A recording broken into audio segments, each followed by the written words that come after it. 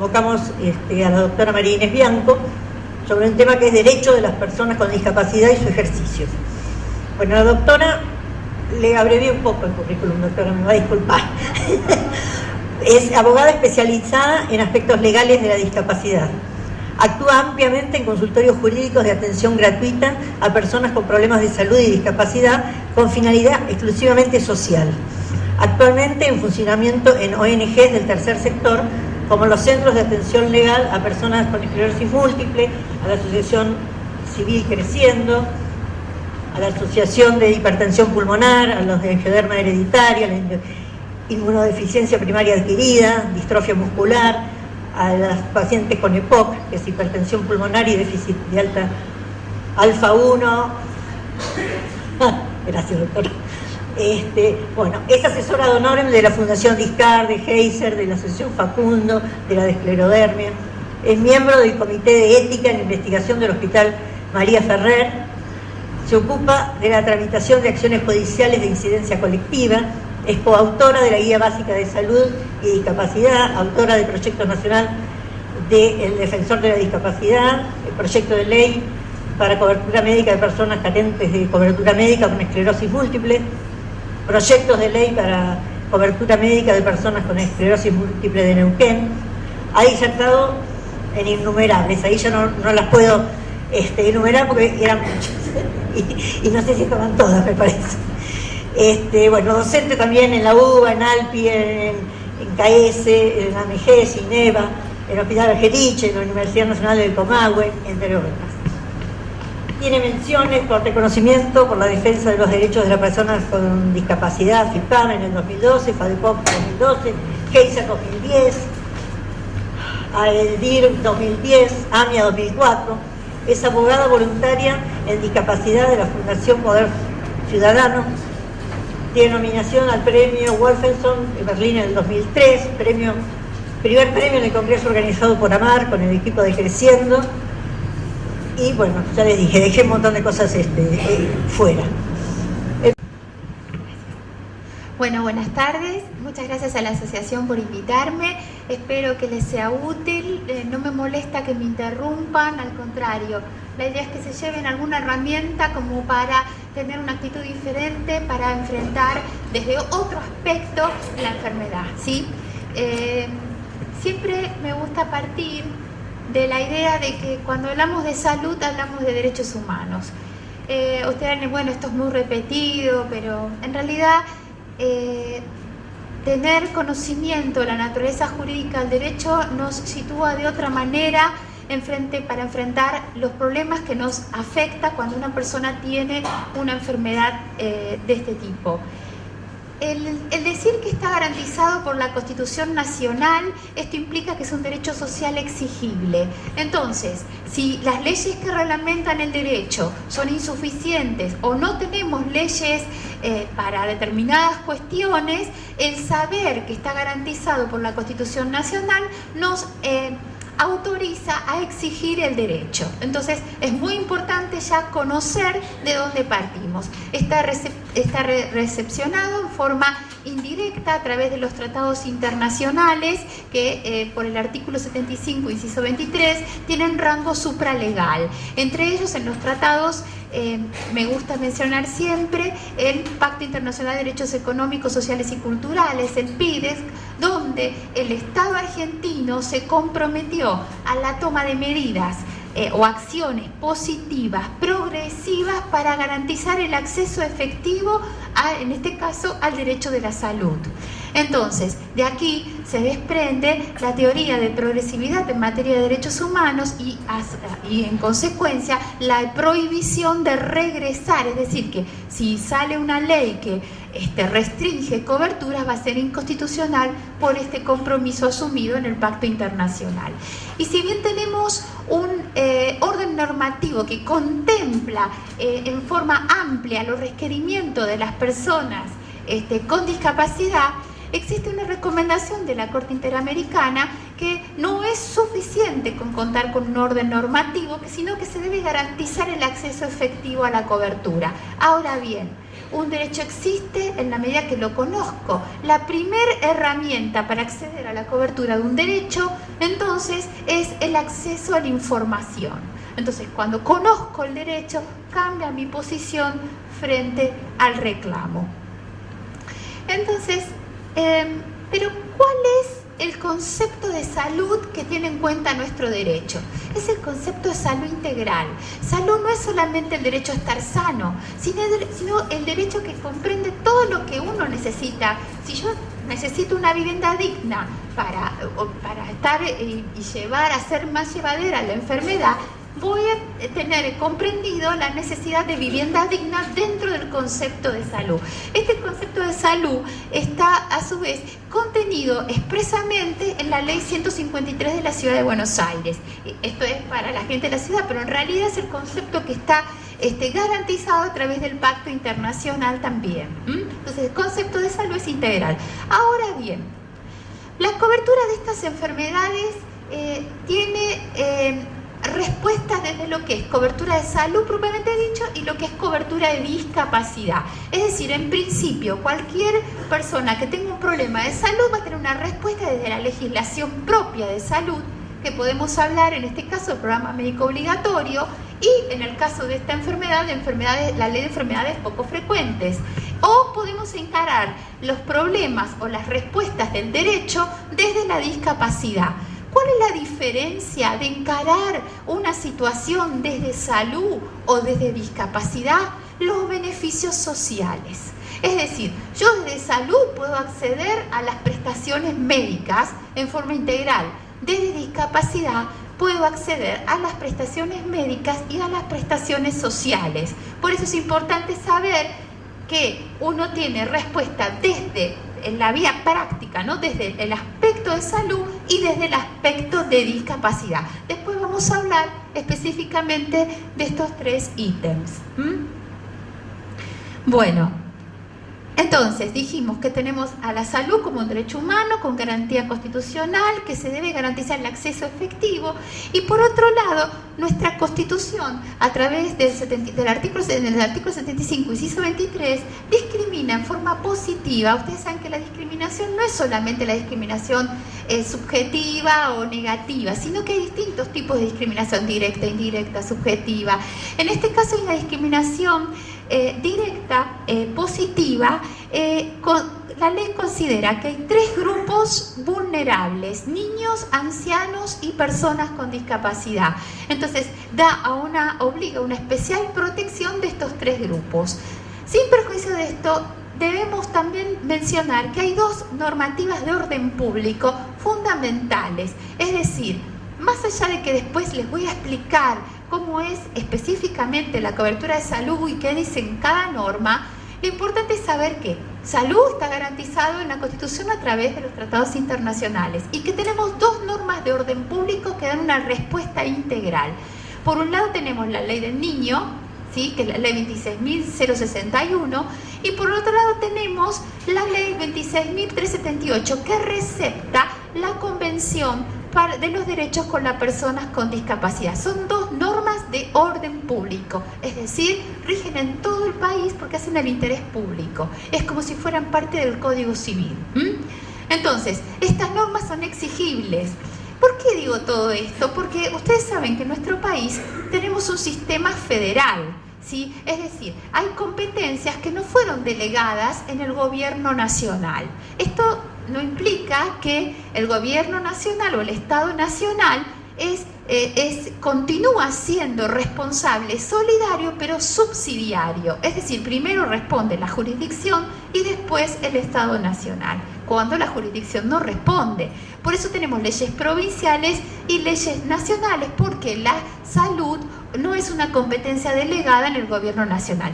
Pero esto no implica que tenemos normas de política nacional y normas de orden público que priman sobre las normas provinciales. Y las normas provinciales en realidad no las contradicen en absoluto. Y en materia de discapacidad, ya la totalidad de las provincias adhirieron a la normativa de discapacidad, la 24.901, antes quedaban dos provincias, ya adhirieron todas. Las que no adhirieron en forma específica firmaron convenios convenios a los efectos de las prestaciones de la ley 24.901. Es decir, que todo lo que se dice acá es para todas las personas del país. No hay ciudadano con mejor derecho que otro por el lugar donde viva. Entonces, por eso es importante nombrar las normas de orden público. Bueno, vieron que les dije cuál es el concepto de salud. Es el concepto de salud integral. En la Ciudad de Buenos Aires está instrumentado en la ley 153, donde dice que el objeto es garantizar la salud integral basada en los siguientes principios, es decir, la concepción vinculada con la satisfacción de necesidades de alimentación, vivienda, trabajo, educación, vestido, cultura y ambiente. Bueno, esta cobertura en salud nace en principio. Toda esta legislación de programa médico obligatorio, toda esta legislación sobre discapacidad, nace como normas nacionales y que son obligatorias para los agentes del seguro de salud. Es decir, son aquellas obras sociales que uno tiene en relación de dependencia, ¿sí? Que están bajo el sistema. Tengo alma maestra ciruela, disculpe. Están bajo el sistema de las leyes 23.660 y 23.661, ¿sí? Y luego, si bien nacen para los agentes del seguro de salud, aplicándose a PAMI, también luego se extienden a las prepagas, en primer lugar, por una ley, que era la 24754, que es una ley que tiene un solo artículo, que dice que todas aquellas entidades que presten servicios de salud prepagos tienen las mismas obligaciones que las obras sociales. Y como dice que eran entidades prepagas, comprende a las cooperativas, a las mutuales, a las asociaciones de beneficencia que prestan servicios de salud prepagos, es decir, a las que tienen forma jurídica comercial, es decir, todas las entidades que presten servicios de salud prepago. Luego, últimamente, se dictó la ley 26682. Esta ley es la ley que pretendía regular a las entidades de medicina prepaga, donde dice específicamente que todas las entidades deben cubrir discapacidad. Es decir, esta era la primera ley. ¿Y por qué hago las dos? Señalo estas diferencias. Porque esta nueva ley tiene algunas otras implicancias que después vamos a ver. Pero lo importante es que tanto obra social como prepaga, no importa qué forma jurídica tenga, o en el caso de las obras sociales sean obras sociales con ley propia de creación o prepagas con distintas formas jurídicas, todos tienen las mismas obligaciones de cobertura integral. Sí. Sí, esto sabes por qué es. En realidad tenés dos obligados solidarios. Es así, cuando uno trabaja en relación de dependencia, tiene obligación de tener cobertura de una obra social del sistema, de un agente de seguro de salud. Ahora, ¿qué pasa? No todas las obras sociales tienen sus propios prestadores. Entonces, ¿qué hacen? Contratan, por la figura jurídica se llama estipulación a favor de terceros, contratan a prepagas para brindar los servicios al beneficiario, ¿sí? Entonces, en realidad tenés dos beneficiarios, la obra social madre y la prepaga. Si bien vos tenés por ejemplo, vos tenés el carnet de Swiss Medical y es ACE Swiss Medical, OSPOSE Medicus, OSPACA Galeno, OSOCNA OSDE. En realidad, vos tenés una obra social y la prepaga. Los dos son responsables solidariamente. ¿Qué pasa? Ellos tienen convenios internos que, si bien no son oponibles al beneficiario, pero en realidad, ¿cómo funcionan? Estos convenios funcionan así. La obra social madre te va a dar todas las prestaciones de discapacidad y la prepaga te va a dar la atención médica, los lugares de internación, etc. ¿Por qué? Porque todos los agentes del seguro de salud, las obras sociales sindicales, tienen el reintegro de las prestaciones de alto costo y de discapacidad por parte del SUR, Sistema Único de Reintegros, que era lo que era el ex APE, Administración de Programas Especiales, ¿sí? Ahora se denomina Sistema Único de Reintegros. Entonces, ¿por qué cuando uno tiene una persona con discapacidad y tiene una obra social y una prepaga, por ejemplo, el medicamento de alto costo o la maestra integradora, lo que fuere, te lo va a cubrir la obra social. Y el médico, el clínico, el especialista, etcétera, te lo va a cubrir la prepaga. ¿Todo por qué? ¿Por qué? Porque la obra social tiene reintegros y las prepagas no. ¿Se entiende? Bueno, entonces seguimos. Todas estas normas nacionales nacen, entonces, para los agentes de seguro de salud, se extienden a las prepagas. Igualmente, todas estas normas son un piso mínimo obligatorio, es decir, nunca un techo. Son ejemplificativas, no taxativas. Es decir, ¿por qué? Porque hablamos de salud como derecho humano. Entonces se tiene que garantizar el acceso efectivo a la cobertura. Y como cuando hablo de PMO, hablo de límites de cobertura cuando hablo de salud. Cuando hablo de discapacidad, no, ahora les voy a contar bien. Entonces, yo solamente voy a poder exigir el PMO cuando tengo una obra social o una prepaga. Yo no le puedo hablar de límites de cobertura a una persona que tiene una pensión asistencial por invalidez, ¿sí? O una persona que tiene PAMI. Solamente voy a poder exigir el programa médico obligatorio a aquellos que tengan obra social o prepaga. Entonces, ahora, en discapacidad no voy a tener límites de cobertura, ¿sí? Bueno, vieron que cuando yo empecé dije que hay, por un lado, lo que es salud y por otro lado, lo que es discapacidad. En salud, las normas que podemos encontrar aplicables a esta enfermedad es programa médico obligatorio y ley de enfermedades poco frecuentes. ¿Qué es esto? La ley considera enfermedades poco frecuentes a aquellas personas, aquellas enfermedades que padecen una parte muy reducida de la población, ¿sí? En relación al país siempre, ¿no? Porque hay enfermedades que son poco frecuentes para Argentina y pueden ser... ¿Necesitan... ¿Puedo hablar sin micrófono? ¿Eh? ¿No se escucha? Bueno, sigo con micrófono. Son aquellas patologías que afectan a una parte muy reducida de la población del país. Se estima población reducida cuando es igual o inferior a 1 cada 2.000 personas, ¿sí? Esta ley, enfermedades poco frecuentes, garantiza la atención integral de las personas que las padecen, ¿sí? Esta ley es una ley que va más allá de una ley de acceso. O sea, acá no necesitamos certificado de discapacidad de atención. Esta ley en realidad no es tan importante por la parte de acceso, porque la gente puede acceder desde la normativa de PMO de discapacidad a la cobertura integral. Lo más importante de esta ley 26.689 es el programa que crea.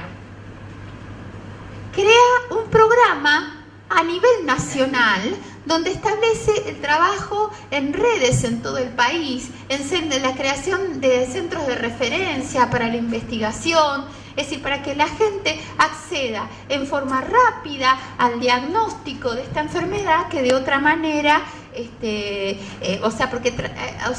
contempla también la capacitación de los profesionales, etcétera. Lamentablemente todavía no está reglamentada. Es exigible para la parte de acceso, es decir, para la cobertura y la atención integral, sí, la podemos utilizar. De hecho, por ejemplo, para estudios genéticos he utilizado como fundamento para un niño recién de poco tiempo de nacido, que necesitaba un estudio genético para saber si tenía la enfermedad o no, otra patología, ¿no? No tenía certificado de discapacidad. Entonces, ¿qué usé? Usé la ley 26.689 y el juez sacó una hermosa sentencia diciendo que tenía que cumplir la prepaga, la ley 26.689 y otorgarle la cobertura al estudio genético. Entonces, era un estudio genético fuera del país. Esto es muy importante, por ejemplo, pero, o sea, que para la parte de acceso se puede utilizar.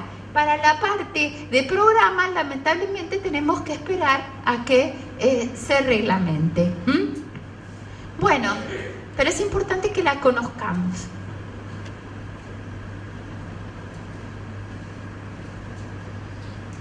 Bueno, dijimos, a ver, cobertura de salud. Entonces, ley de enfermedades poco frecuentes y PMO. Vamos a ver para qué nos sirve el programa médico obligatorio, ¿sí? Entonces, tenemos que tener primero en cuenta que es un piso mínimo obligatorio. Esto es fundamental.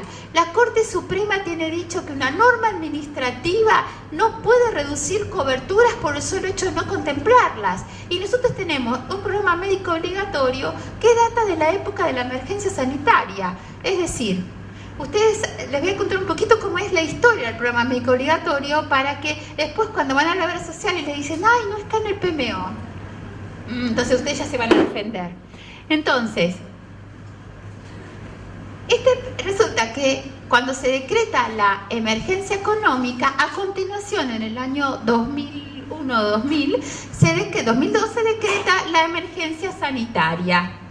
Entre el decreto 486 del 2002 tenía 3 artículos conflictivos, ¿no? Uno de ellos era el artículo 18, el 29 y el 38, creo. El 38 por ahí me chispó, no sé si es 38 o 34, ahora es la edad, no me acuerdo, pero es más o menos 38 o 34. El 18 decía que se reducían todas las prestaciones del programa médico obligatorio, aquellas necesarias para la atención cuando ya había riesgo en la salud, o sea, todo lo que era solamente de urgencia. Y entonces, en consecuencia, se dicta la resolución 202/2001, que era, claro, el decreto es del 2000, y que es lo que constituye el PMO. El otro artículo era el de medicamentos genéricos y el 34 o 38 era el de restringir en discapacidad. Por supuesto, el de discapacidad fue derogado en forma inmediata debido al reclamo y debido a que no se podía nunca restringir en discapacidad porque era inconstitucional. Entonces, tenemos el programa médico de emergencia, que es la 202/2001. Esta es una resolución del Ministerio de Salud. Ustedes saben, en nuestro país tenemos como una pirámide normativa, donde en el tope está la Constitución Nacional, luego los tratados con rango supralegal, después tenemos las leyes, los decretos y las resoluciones. Es decir, el PMO es una resolución, es decir, que en la escala normal, en la pirámide normativa, está en el último lugar. Entonces, esto es muy importante tenerlo en cuenta. ¿Por qué? Porque yo les voy a contar que hay leyes que superan la cobertura de este programa médico. Entonces, ¿qué pasa? Cesa la emergencia sanitaria por la ley 26.077 en lo que es materia de programa médico obligatorio. Entonces se le vencía al Ministerio el tiempo para dictar el programa médico obligatorio definitivo. ¿Y qué hace? Ratifica a esta resolución por la 1991/2005. ¿Por qué les cuento todo esto? Para decirles que el programa que tenemos actualmente no es otro que el de emergencia. Es decir, que es un programa muy limitado en sus prestaciones.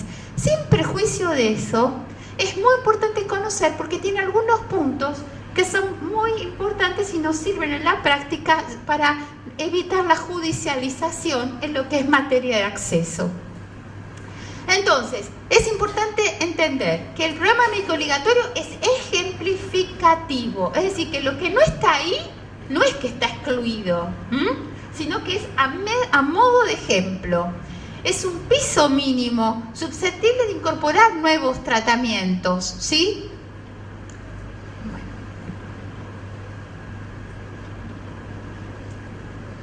Bueno, y simplemente les voy a hacer brevemente otras prestaciones que incluye este programa médico obligatorio, que es, ustedes saben que cuando durante todo el embarazo, ¿sí?, y hasta el primer mes de vida del bebé, la cobertura es integral, o sea, todos los estudios que requiera la mujer embarazada, todos los estudios diagnósticos son al 100%. Luego hay que afiliar al bebé a la obra social y durante el año está el plan materno-infantil y toda la cobertura integral es, durante ese año es cobertura integral, ¿sí? Bueno, otro tema importante que contempla el programa migratorio es, en lo que respecta a internaciones, las internaciones en sus 3 aspectos son al 100%. O sea, todo lo que esto digo es sin certificado de discapacidad. Internación en hospital de día, internación domiciliaria o internaciones en instituciones son al 100%. Incluyen, acompañantes, todo lo que requiera la internación. Todos los estudios diagnósticos son al 100%, con material de contraste y descartables.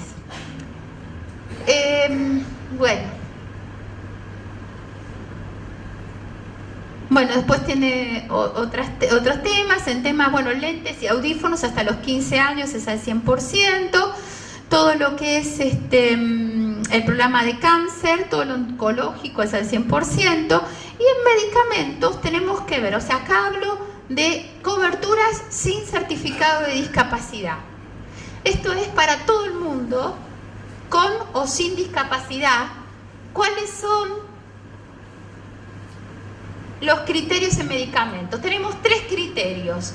Cualquier medicamento tiene un 40% de base mínimo. Es decir, si tengo una gripe y me dan amoxicilina, va a tener una cobertura del 40%. Las enfermedades crónicas y prevalentes, crónicas que prevalecen el tiempo y prevalentes que una parte importante de la población padece la enfermedad. Es decir, acá tenemos asmas, alergias, hipertensión, tiroidismo, todo eso es al 70%. El tercer criterio del programa médico obligatorio es alto costo y baja incidencia. ¿Cuándo es alto costo? Pues si yo tengo un salario mínimo vital y móvil y por ahí el medicamento sale 200 pesos, para mí va a ser alto costo. Bueno, el alto costo que contempla el legislador en este caso es cuando supera el salario mínimo vital y móvil. Y baja incidencia cuando una parte reducida de la población padece la enfermedad. Entonces tenemos los interferones, la hormona de crecimiento, los medicamentos fibrosis quística, los medicamentos de hemofilia, oncológico, miastenia, etc. Otro tema importante, el de los medicamentos genéricos. En realidad, lo que podemos hablar en nuestro país es de la ley que obliga a prescribir al médico por nombre genérico, que es diferente a hablar de medicamentos genéricos, ¿sí? Es decir, lo que tiene obligación del médico es de prescribir por el nombre genérico. Entonces, y es importante saber que el derecho a la sustitución de un medicamento por otro es un derecho del consumidor. El consumidor es una persona física, es decir, nunca puede ser una obra social o la prepaga.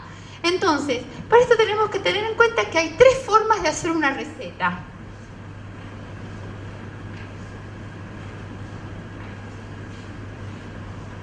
Primera forma, nombre genérico. Voy a poner el de la amoxicilina, que es el único que sé. Entonces, amoxicilina, disculpen.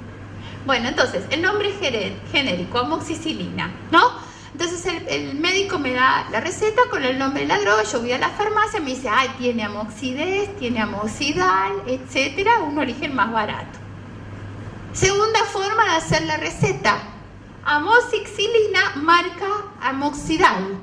Entonces acá, cuando voy a la farmacia, el farmacéutico, si el consumidor lo pide, le dice, porque cuando le dijo el precio de la amoxidal se quería morir, entonces le dijo, ¿tiene algún otro? Entonces el farmacéutico, en ese caso, a pedido del consumidor, puede ofrecerle otro siempre y cuando firme y selle la receta con la sustitución.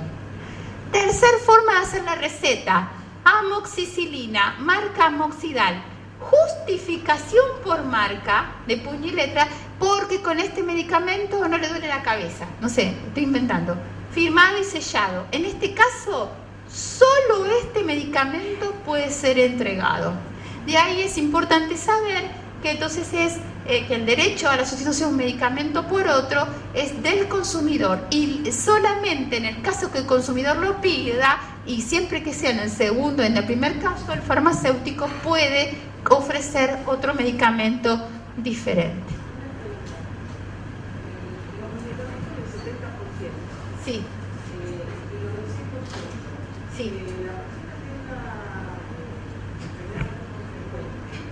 ¿puede pasar el 100% o son algunos medicamentos el 100% de algunos? Muy buena pregunta. Bueno, en realidad es así.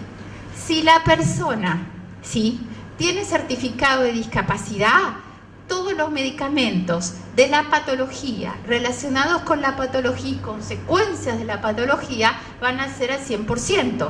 Si no tiene certificado de discapacidad, van a regir estos medicamentos. Y el 70% no tiene relación con enfermedades poco frecuentes. ¿Y sabe por qué? Porque el 70% es para enfermedades prevalentes y poco frecuentes es para enfermedades que tienen muy poquita gente. Es decir, justamente el 70% es para enfermedades que tienen una parte importante de la población. Enfermedades poco frecuentes, una parte reducida de la población. Por eso, solamente uno va a tener el 100% si tiene discapacidad, si no va a tener el 70%, a menos que la persona sea muy pobre, entonces ahí se le debe garantizar, tenga o no tenga certificado, el 100%.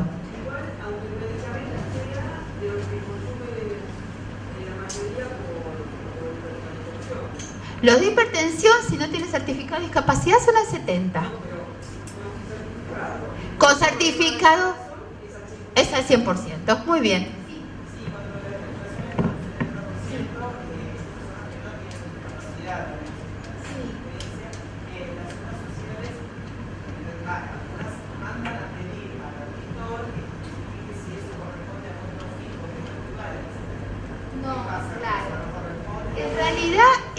Claro, lo que pasa es que eso cuando lo reglamentaron es el 70% del valor que está promedio de no sé qué con no sé qué. Sí, es verdad. En la práctica es eso, a menos que tenga discapacidad siempre es un poquito menos, es verdad.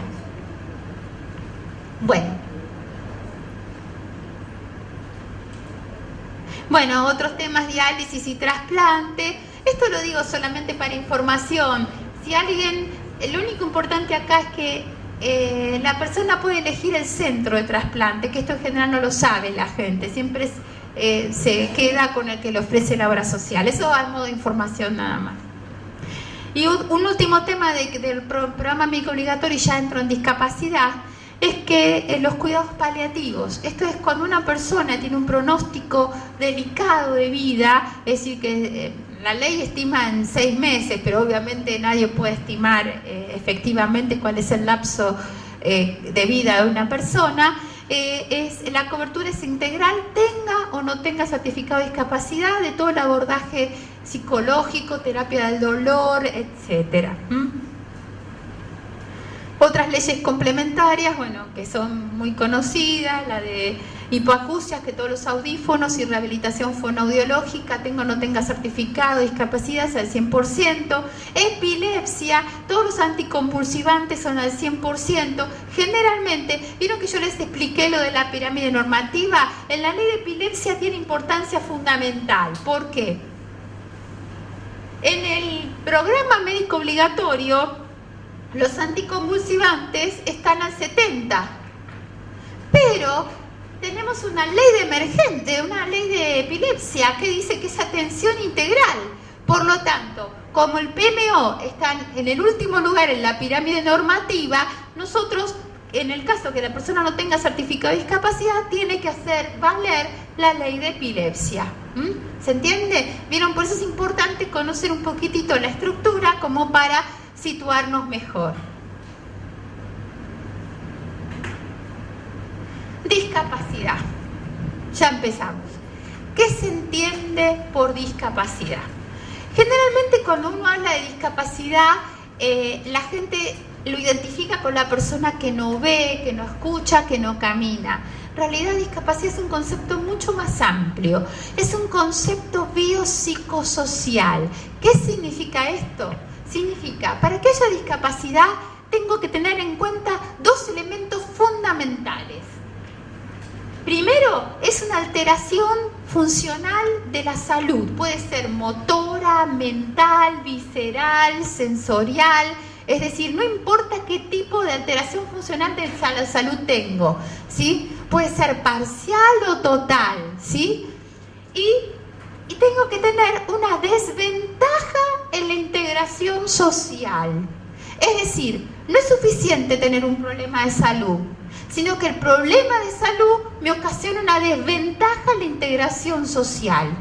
¿Y qué entiende el legislador? Si hay una desventaja en la integración social, se quiebra el principio de igualdad ante la ley. Entonces, ¿cuál es la respuesta del legislador? Dar una cobertura integral de todas las prestaciones médicas y sociales para nuevamente equilibrar e igualar las oportunidades. Por eso, la cobertura de discapacidad es integral y de todos los requerimientos de las personas con discapacidad, médicos y sociales. Entonces, eso es fundamentalmente lo más importante en discapacidad. Es decir, no es suficiente tener un diagnóstico que me altere mi salud, sino que esto me provoca una desventaja en la integración social. Por ejemplo, ¿qué quiere decir esto? Que, primero, la discapacidad no tiene relación con el porcentaje de discapacidad. Puedo tener un 5%, puedo tener un 100%. Por ejemplo, una persona celíaca que vive en la Villa 31 bis, no la 31 porque está divina, la 31 bis, que vive en la Villa 31 bis, que no le da para, por más que el gobierno le da la plata para las harinas y la premezcla, no puede acceder a la alimentación que requiere. Entonces, la persona esa va a tener discapacidad. ¿Por qué? Porque la influencia del medio social hace que no pueda acceder. Pero si yo tengo un celíaco en clase media, no va a tener discapacidad. ¿Se entiende? Entonces, no tiene que ver el porcentaje de discapacidad. No tiene que ver con la pensión por discapacidad. Ustedes saben que hay dos tipos de pensiones por discapacidad, ¿sí? Unas son las contributivas y otras las no contributivas o asistenciales, como se las conoce siempre.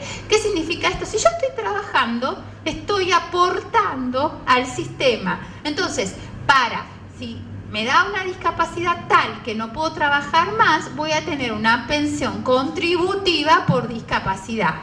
Si yo no tengo aportes, no contribuí al sistema, voy a tener una pensión asistencial por discapacidad. Para acceder a una pensión contributiva, tengo que tener más de un 66%. Para una pensión asistencial a nivel nacional, tengo que tener más de un 76%. Y a nivel provincial, más de un 66%. Es decir, el certificado de discapacidad no tiene que ver con el porcentaje de discapacidad para jubilarme.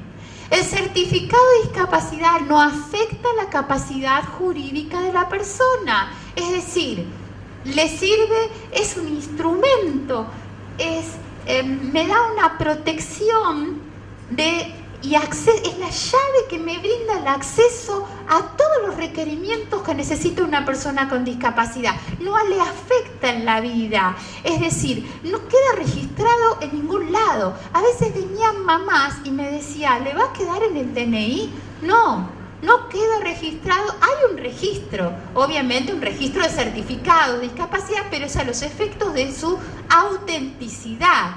Y en realidad no se informa.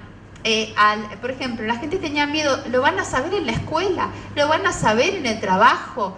Si usted no lo usa, nadie se va a enterar que tiene un certificado con discapacidad, ¿sí? En realidad es una protección para la vida cuando una persona tiene un diagnóstico discapacitante. ¿Por qué? Porque sin ese instrumento no va a poder acceder a los beneficios. Sí va a tener los medicamentos, las terapias, pero no va a tener los beneficios sociales que me da Es más, cuando la persona es grande, uno de los beneficios también es el trabajo, la posibilidad de acceder a un trabajo. Entonces, es importante saber esto, que no afecta la capacidad jurídica de la persona. No hay que confundirlo con la declaración judicial de insania o la inhabilitación judicial, que este es otro tema y que también lo vamos a ver, ¿sí? También para perderle un poquito de miedo a lo que es la insania y todo eso, por todo lo que generalmente se habla. Entonces, la cobertura de discapacidad es integral y el certificado de discapacidad es el instrumento que me garantiza el acceso a esta cobertura integral. Y lo importante es saber Generalmente, también por todos los recelos y porque la discapacidad no es un concepto que esté instaurado socialmente. En general no se estudia en ninguno de los niveles educativos. Recién ahora, estos últimos años, hay cursos de posgrado en algunas universidades. Pero la discapacidad es una materia ausente. Entonces no está instaurado socialmente. Y inclusive se ha querido cambiarle y buscar nombres para hablar de discapacidad. Así tenemos leyes en la ciudad de Buenos Aires que hablan de personas con necesidades especiales. Todos tenemos necesidades especiales. Tenemos, los conceptos fueron variando hasta que con la ley 26.378 se dejó expresamente establecido el término correcto es personas con discapacidad. Y no hay que tener miedo al estigma, porque en realidad el estigma va a estar en personas con discapacidad, en personas con necesidades especiales. El estigma es cultural. El certificado de discapacidad no discrimina. El certificado de discapacidad es una necesidad. Es más, si tenemos un hijo y no le damos el certificado de discapacidad, en realidad lo dejamos desprotegido. Ahora bien, no siempre es necesario el certificado de discapacidad. Uno tiene que tener en cuenta esto que dije antes. Es decir, no hay obligación de sacar el certificado de discapacidad. Hay que sacarlo cuando uno lo necesita. Hay que hacer un uso ético del certificado de discapacidad. ¿Se entiende hasta ahora? Pero la ley, ¿cuál era esa que personas con discapacidad de terminar? 26.378 es la convención. Sí. Bueno, entonces, en realidad el concepto está determinado en el artículo 2 que dice: los efectos de esta ley se considera discapacitada toda persona que parezca una alteración funcional y que en relación a su edad o medio social implique desventajas para su integración familiar, social, educacional y laboral. ¿Cuáles son los beneficios del certificado con discapacidad? Bueno, para el certificado de discapacidad. En primer lugar, lo principal es toda la cobertura médica, es decir, todos los medicamentos de la patología relacionados con la patología, consecuencias de la patología son al 100%. Por ejemplo, si me dan un medicamento y ese medicamento me hace mal al estómago, la ranitidina también va a estar, si me causa espasticidad también va a estar contemplado. Es decir, todo lo relacionado. Si me causa problemas psiquiátricos, también están contemplados los medicamentos psiquiátricos. Es decir, porque generalmente hay muchas enfermedades que ocasionan depresión, o hasta hay medicamentos que ocasionan depresión. Entonces, todos los medicamentos de la patología, relacionados con la patología o consecuencias de la patología, son integrales. Segundo, ¿qué pasa? Sobre todo cuando hablamos de enfermedades poco frecuentes, si necesito un especialista y la obra social no tiene especialistas, ¿cómo es esto?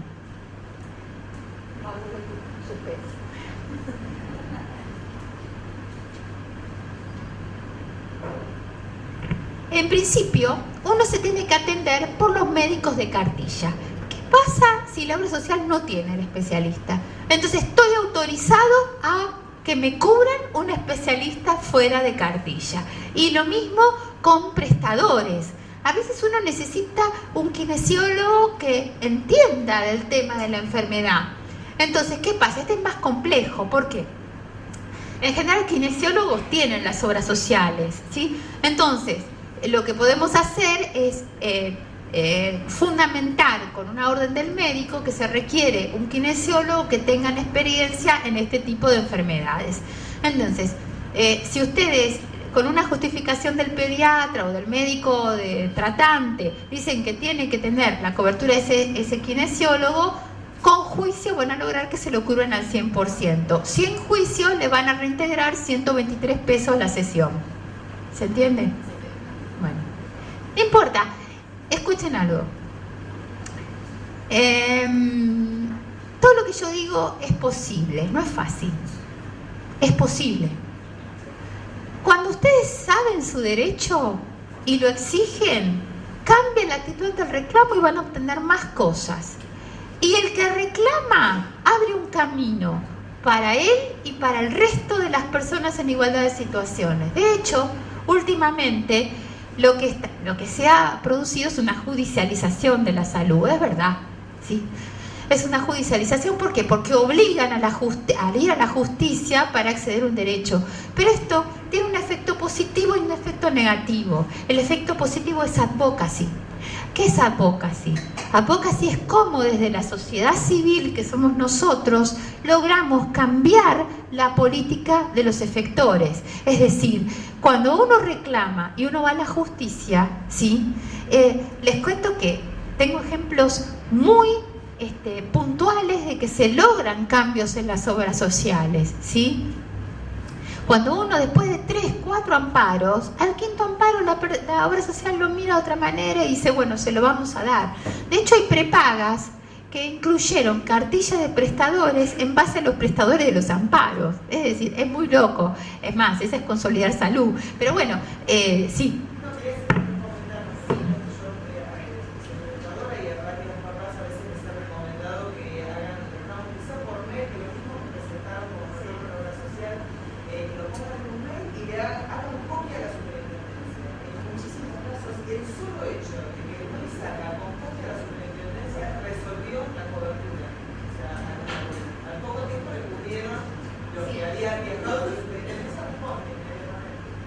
Bueno, es bueno saberlo porque algo está cambiando la superintendencia. En general, mi experiencia con la superintendencia es muy negativa. Pero hay un cambio, es verdad que está respondiendo en este último tiempo. Sí. Este último tiempo hay un cambio. En realidad yo soy medio escéptica con la superintendencia, pero vamos a mandarles todos un mail a la SUP, les vamos a agotar la casilla, a ver qué pasa. Pero en realidad el concepto es ese, el concepto es reclamar. Cuando ustedes van a la obra social y la chica le dice, ay, este medicamento no está en el PMO, a ver, discúlpame, no es que esté en el PMO, no, es un medicamento aprobado por la ANMAT, es un medicamento para la patología, es un medicamento para esta enfermedad. Entonces va adentro y vuelve y dice, ah, sí, bueno, se lo vamos a cubrir, tengo certificado de discapacidad, bueno. O cuando busco un prestador, entonces le dice, ah, no. Entonces dice, pero tengo certificado de discapacidad. Ah, entonces saca una cartilla de discapacidad del cajón. Entonces, el tema es, cuando uno está informado, uno no tiene miedo. Y más cuando sabemos que la salud es un derecho humano, es maravilloso. ¿Qué quieren que les diga? Si ustedes se convencen y entienden la naturaleza del derecho que estamos reclamando, cuando ustedes se plantan, cambia todo, ¿sí? Miren la importancia de esto. Estados Unidos, la salud no es un derecho humano. Estados Unidos no ratificó los tratados internacionales en cuanto a este tema. Y por eso Obama lucha tanto por una ley de salud. En cambio, nosotros sí. Entonces nosotros lo podemos exigir. Y la respuesta de la justicia es en un 98% favorable, ¿sí? Les quiero decir que la justicia responde maravillosamente. A mí me devolvió, en mis 30 años de abogada, me devolvió la credibilidad en el sistema. Bueno, entonces, yo no sé si ustedes, no sé cómo voy con el tiempo, si quieren parar, si quieren seguimos, ¿no? Bueno. Sí, vamos bien. Bueno. Entonces, todos los tratamientos médicos, los especialistas fuera de cartilla, ¿sí? ¿Qué pasa? ¿Qué tipo de medicamento se cubre? Porque a veces sale un medicamento nuevo que no está aprobado por el ANMAT, pero está aprobado en la FDA o en la EMEA, que es la autoridad europea. Entonces, es importante saber que lo que no se va a poder exigir son medicamentos experimentales, en experimentación, porque todo lo que es en experimentación tiene que ser gratuito, no puede ser cobrado, tiene que ser con consentimiento informado, etc. Es decir, todos los medicamentos que estén aprobados por el ANMAT o aquellos que si bien no están aprobados por el ANMAT pueden ser traídos por uso compasivo a través de la resolución 840 del ANMAT, siempre que no sean experimentales. Bueno, entonces, otro tema, todos los tratamientos. ¿Qué pasa si la persona... Sí.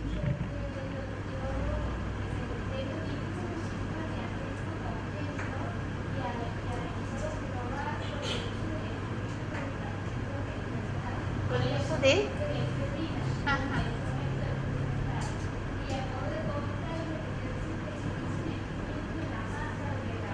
Pero eso es otra cosa, te voy a contar. Lo que vos estás... Diferente es. Eso es prescripción off-label, se llama. Eso es otra cosa. Cuando un medicamento está aprobado para una patología determinada, por ejemplo la efedrina, pero los médicos hacen ensayos clínicos y demuestran que sirve para otras patologías, pero no tiene la aprobación para la otra patología o para otro diagnóstico. Eso se llama prescripción off-label. Y no es que es experimental, sino que hay ensayos que demuestran efectividad, pero no tiene la aprobación suficiente. Eso está autorizado, la autorización surge de la ley del ejercicio de la medicina y se llama prescripción off-label. No hay nada.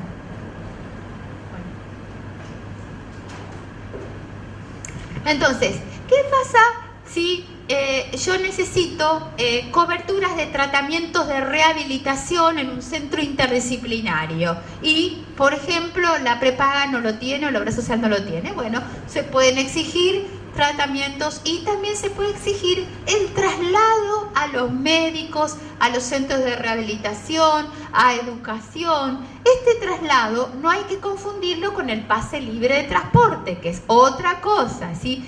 El traslado a los médicos es cuando no puedo usar el transporte público de pasajeros. Entonces, con una orden médica que necesita traslado, la obra social va a cubrir, si no tiene sus propios prestadores, a pesos 4,40 el kilómetro, ¿sí? Y si necesita asistencia o dependencia, se eleva en un 35%, quedando el valor del kilómetro 5,94 pesos, que es el valor de mercado. Entonces, cuando ustedes pidan cobertura de traslado, tienen que hacerlo, tienen que pedir traslado con asistencia o con dependencia. Entonces ahí les van a cubrir un valor de traslado adecuado al mercado.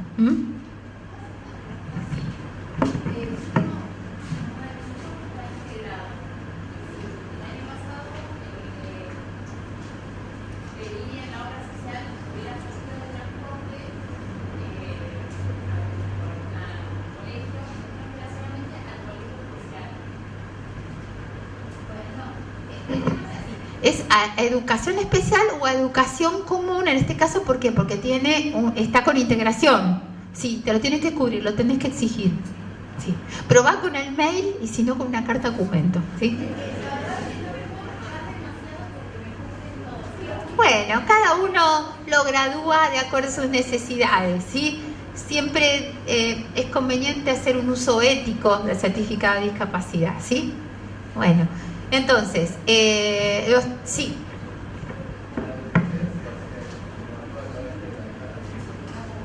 ¿Cómo?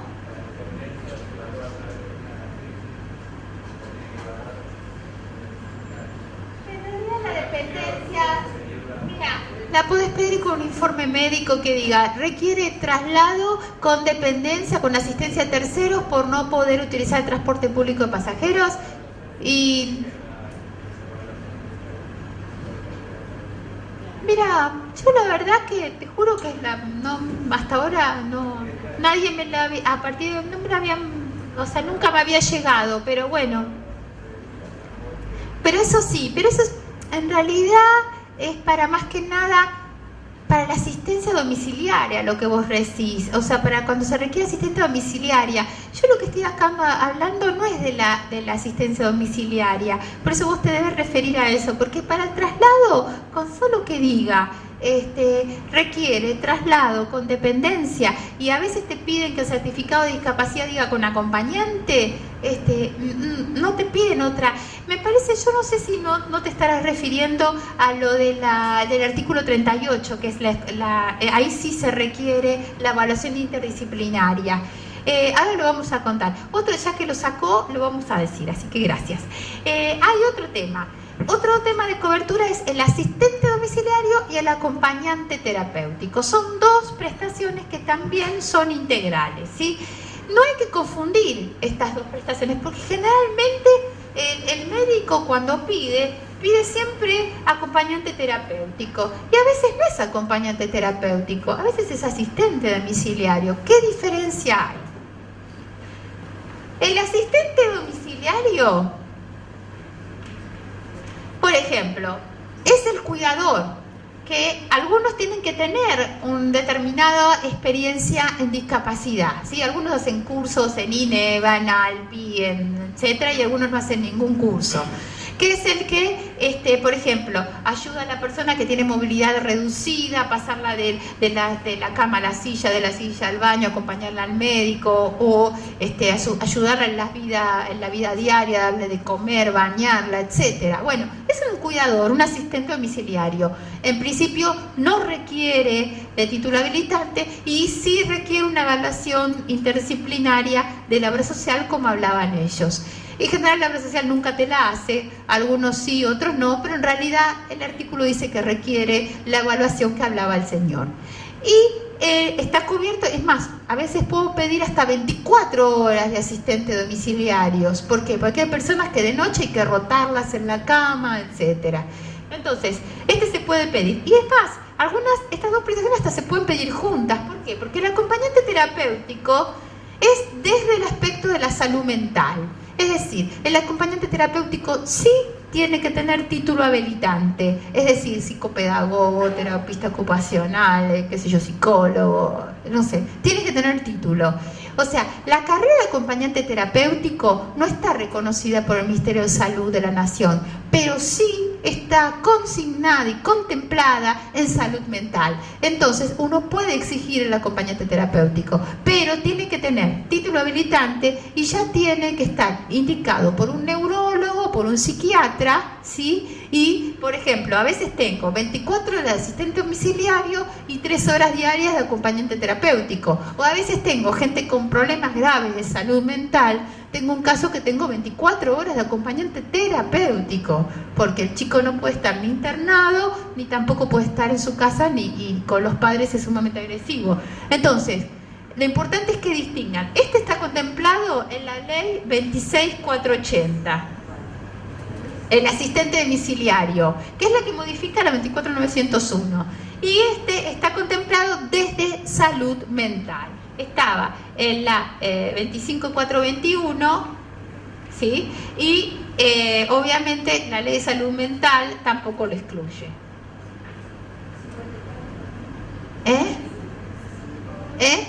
25421, y la nueva ley de salud mental tampoco lo excluye, que es la 26657.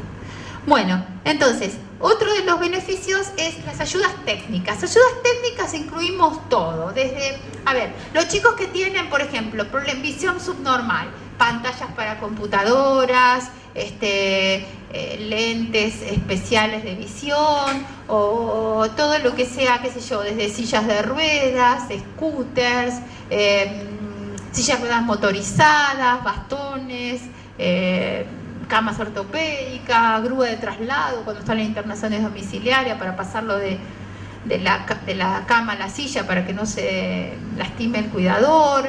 Es decir, todas las ayudas técnicas del tipo que ustedes se imaginen están contempladas. Todas las prótesis, las ortesis están en forma integral al 100%, ¿sí? Bueno, entonces, también contempla todo lo que es centro de día, centros educativos terapéuticos, estimulación temprana, talleres de formación laboral.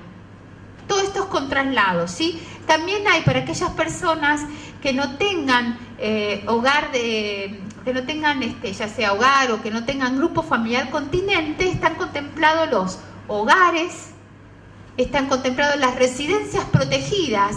Las residencias protegidas son para aquellas personas, por ejemplo, con problemas de salud mental, que si bien son autoválidos, necesitan un control de un psiquiatra o de un médico específico. Entonces hay residencias protegidas, casas de medio camino. Y después también están incluidas las internaciones crónicas. Todo esto tiene un valor nomenclador. Ahora les voy a explicar, porque el valor nomenclador los vuelven locos a las obras sociales. Así que les voy a explicar qué es el valor nomenclador.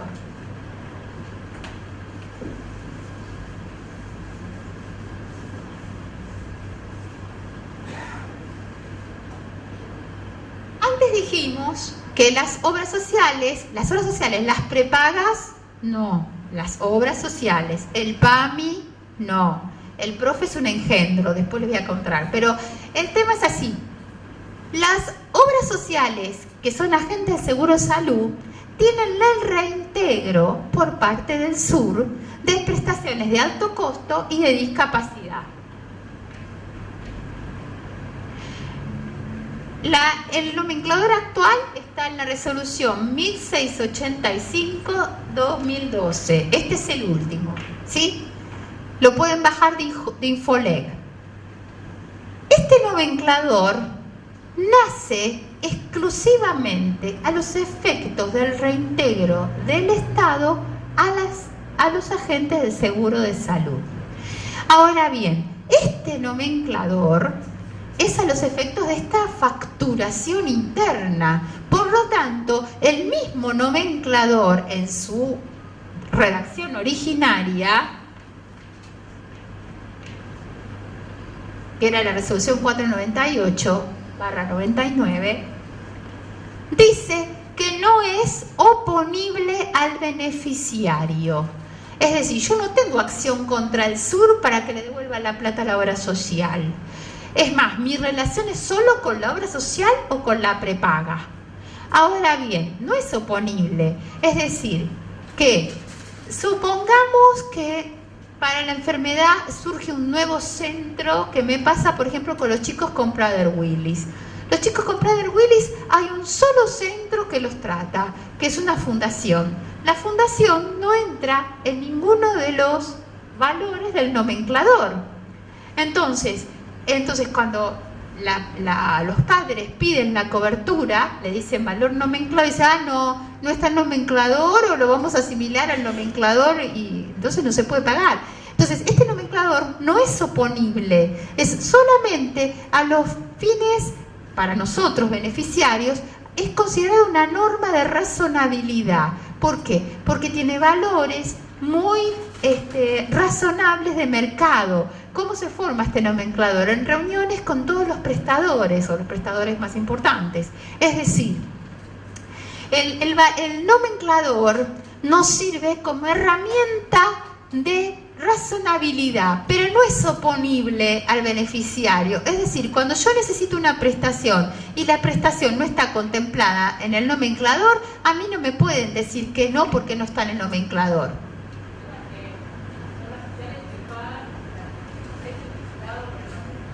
Claro, pero entonces vas a tener que, si tenés una prestación que es mayor y la obra social no tiene un prestador adecuado, vos podés exigirlo. ¿Por qué? Porque este valor es el valor de reintegro, es una cuestión interna entre el Estado y la obra social. No te puede ser opuesta. Ahora, ¿qué pasa? Si la obra social tiene un prestador y vos te querés ir fuera de cartilla, entonces, y el prestador es apto, el de la obra social, pero vos, porque tenés buena relación con el médico, no querés que el chico corte con el profesional, lo que sea, vos le podés exigir hasta el valor nomenclador. O sea, es considerado una norma de razonabilidad. Es decir, porque igualmente la mayoría de los prestadores tienen el valor nomenclador, ya lo tienen re claro. Es más, si vas a remiserías que trabajan en discapacidad, todos te dicen 4.40 al kilómetro más 35% de dependencia. Es decir, son valores aceptados ya entre los prestadores. Y es un nomenclador que se actualiza. Pero lo importante es saber que en caso de conflicto y que no tengan el prestador adecuado, te tienen que dar el 100%, aunque no se adapte a este nomenclador. ¿Se entiende? Las prepagas no tienen reintegro, pero ninguna prepaga quiebra por cubrir discapacidad. Les cuento. Había una encuesta en el INDEC, que la sacaron, obviamente no está, que era una encuesta de cómo era la rentabilidad de las entidades prepagas, ¿no? Yo se lo digo para que no tengan miedo a pedirle a las prepagas. Ninguna prepaga va a quebrar por cubrir discapacidad. Dividía la vida de la persona en 3 etapas, ¿no? Creo que era de 1 a 30, de 30 a 60 y el resto de la vida. ¿no? Entonces, en este periodo, la prepaga tenía creo que un 40% de ganancia. En esta etapa se reducía a un 30%. Y en esta a un 25%. ¿Qué empresario en el peor momento de rentabilidad de la empresa tiene un 25% de ganancia? Y por otro lado, aparte la jurisprudencia de nuestra Corte Suprema dice que la prepaga debe demostrar que caería en situación de cesación de pagos si se niega a cubrir porque dice que quiebra el sistema. O sea que eso ya lo tienen re claro. Y aparte, hay cálculos actuariales de cuál es el valor mínimo que tiene que aportar una persona al sistema para que no quiebre una prepaga. De hecho, tengo un caso, les voy a contar un ejemplo para que no tengan miedo de reclamarle a las prepagas. No voy a decir el pecado, no el pecador. Es un juicio que tengo donde hay una medicación de $33.000 mensuales para un chiquito, ¿sí? Una enfermedad poco frecuente. Entonces cuando me llegó el caso dije, ay, me duele el estómago. La prepaga era una prepaga importante, no muy grande, pero una prepaga importante. Entonces, uno no quiere que el sistema quiebre, uno realmente quiere que la gente acceda al tratamiento, pero que haya un sostén del sistema, porque si el sistema quiebra nos perjudicamos todos. Esto era antes, este juicio fue antes de la ley de enfermedades poco frecuentes. Entonces utilicé una estrategia, como se trata de drogas huérfanas de altísimo costo y el Estado no lo tenía en ese momento, no existía la ley de enfermedades poco frecuentes, realicé una estrategia donde demandé al Estado Nacional en subsidio junto a la prepaga, que es el primer obligado, y al Estado Nacional en subsidio. Bueno, la jurisprudencia al final terminó que dividió los costos en tres partes, es decir, un tercio lo paga la prepaga, un tercio desarrollo social, un tercio salud. El tema es que el abogado que había hecho todo un planteo y qué sé yo, le digo, ¿cómo lo solucionó? Le subimos 5 pesos a cada uno de los afiliados en la cuota. Entonces ahí me quería suicidar. Y me di cuenta que no quiebran.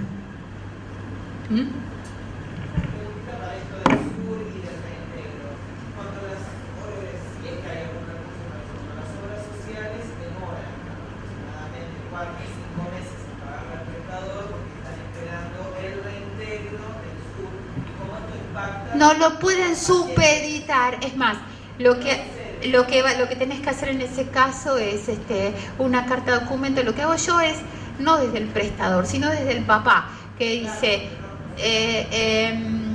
le hago una carta de documento con una nota del prestador que dice que si no le abonan, no lo regularizan en un mes, esto va a dejar de prestar las prestaciones. Entonces ahí se hace un amparo para que regularice, o a veces con la carta de documento ya le empiezan a pagar, sobre todo OSPLAT.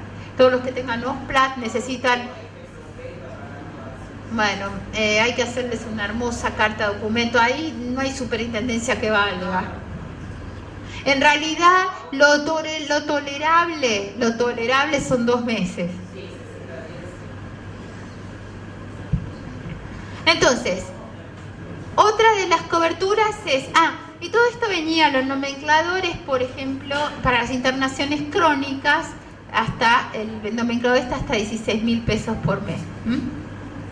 Bueno, otro punto. Entonces, otro de los beneficios es, vamos a entrar ahora en los beneficios sociales. Sí.